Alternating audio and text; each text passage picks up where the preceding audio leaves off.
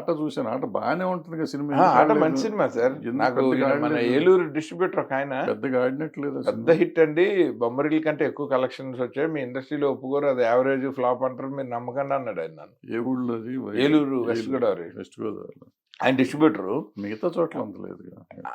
ఆయన ఆ ఏరియా కాదు చెప్పింది, అది రిలీజ్ అయిన season top. Okay. Ileana super openings తెచ్చి అప్పుడు అసలు ఆవిడకి మామూలు ఇది కాదు, ఇవాళ శ్రీలీల అప్పుడు ఇలియానా. సో యూత్ లో అంత క్రేజు. ఏప్రిల్లో రిలీజ్ అయ్యి మొదట 22 రోజులు చితకొట్టేసింది డబ్బులు.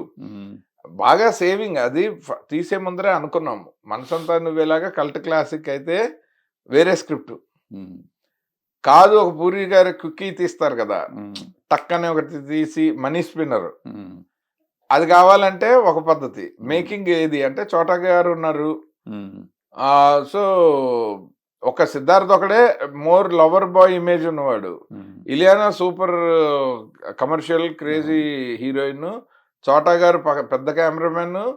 ఎటు చూసినా కలర్ పూరి గారి కలర్ తేవాలి అని ముందు డిసైడ్ అయ్యి కథ చేసాం. అది మీరే అప్పుడు పెద్ద డైరెక్టర్ కదా, మళ్ళీ ఆయన కలర్ మీకెందుకు? మీ కలర్ మీద నా కలర్ అంటే ఇంకా మరీ సెన్సిబుల్. బొమ్మరిల్లు తర్వాత అలాంటిదే చెయ్యాలి, మనసంతా తర్వాత అలాంటిదే చేయాలి. కంపారిజన్ లో పోయే ఛాన్సెస్ ఎక్కువ ఉంటుంది.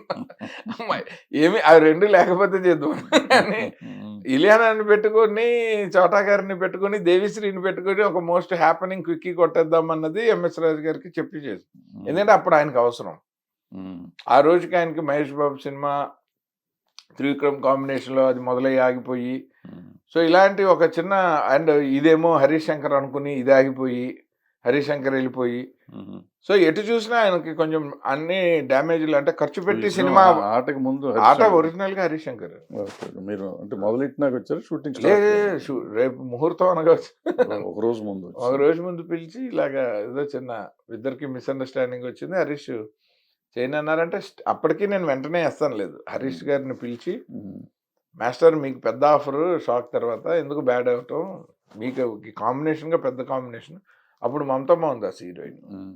సో మీరు చేసేయండి, ఇప్పుడు డబ్బులు పెట్టి ఆయన డెఫినెట్గా ఇన్వాల్వ్ అవ్వకుండా ఉండాలని ఎక్స్పెక్ట్ చేయటం కుదరదు కదా, ఆ ఇన్వాల్వ్మెంట్ని మీరు యాక్సెప్ట్ చేస్తే ఆయనతో బాగుంటుంది. ఒకసారి ట్రావెల్ మొదలైతే మీకు ఏం ఇష్యూ ఉండదు, ఒక ట్రస్ట్ ఏర్పడే వరకే ఆయన కొంచెం ఎక్కువ ఇన్వాల్వ్ అవుతారు, నేను చెప్తున్నా కదా నన్ను నమ్మి చేయండి అని చాలాసేపు చెప్పాను.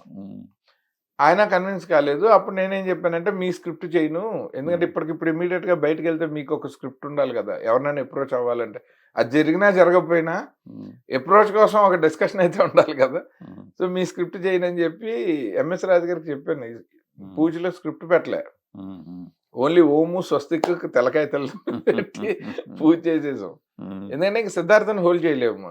7 నెలలు అయిపోయింది అప్పటికే, అతను ఖాళీ అయిపోయాడు. బొమ్మరిల్ లాంటి హిట్ తర్వాత ఆ రేంజ్ హీరోని ఎక్కువ రోజులు అట్టే పెట్టడం కూడా రాంగ్ రిఫ్లెక్షనే కదా. టీం అందరూ రెడీగా ఉన్నారు, పరశుర్ బ్రదర్స్, చోటా నాయుడు, దేవిశ్రీ ప్రసాద్, ఎంఎస్ రాజు గారు, అంతా ఎటు చూసినా పెద్ద టీము. బాస్ పోస్ట్ ప్రొడక్షన్లో ఉంది, షూటింగ్ ఏం లేదు. సో ముహూర్తం నాగార్జున గారికి ఒక మాట చెప్పి వచ్చి నేను బిఆర్ రాజు గారు వెళ్ళాము.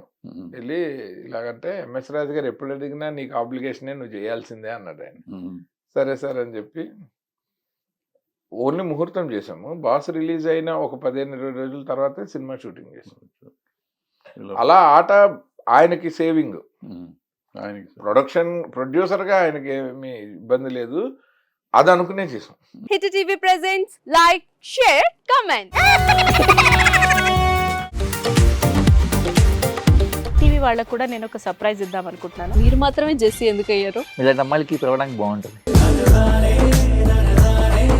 చందు సాయికి like you and have a, జనాలకి ఒక పేరు నచ్చిందంటే దీనికి ఒక ప్రాసెస్ ఉంటుంది.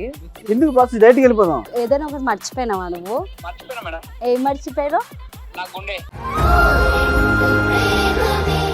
ఏదో ఆ టైంకి మన సుడి బాగుంటే ఎవరన్నా చూపిస్తే రాయగలం కానీ డోర్ టు డోర్ సేల్స్ చేసేవాళ్ళు. శారీ వస్తుంది, శారీలో వెనకాల కట్టుకుని